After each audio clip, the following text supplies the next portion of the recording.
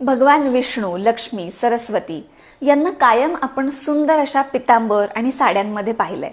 पण कधी विचार केलाय का की त्यांची ही वस्त्र कोणी विणली असतील?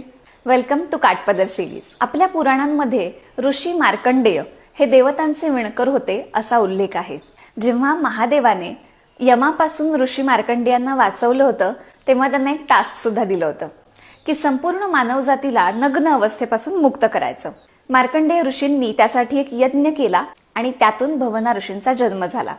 देवलोकातून मानव सृष्टीमध्ये ही वस्त्र विणण्याची कला पसरवण्याचं कार्य भवना ऋषींनी 101 पुत्र दत्तक घेऊन पूर्ण करण्याचं ठरवलं. आजही आंध्र प्रदेशमध्ये देवांग आणि पद्मशाळी समाजाचे जे विणकर आहेत ते मार्कंडेय ऋषींना आपले कुलदैवत मानतात.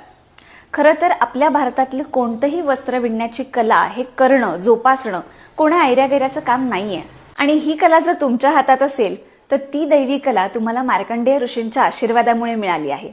आणि आज आपण जे काही वस्त्र परिधान करतोय ते महादेवांच्या इच्छेचं फळ. अशाच इंटरेस्टिंग गोष्टी जाणून घेण्यासाठी फॉलो करत राहा काठपदर सिरीज.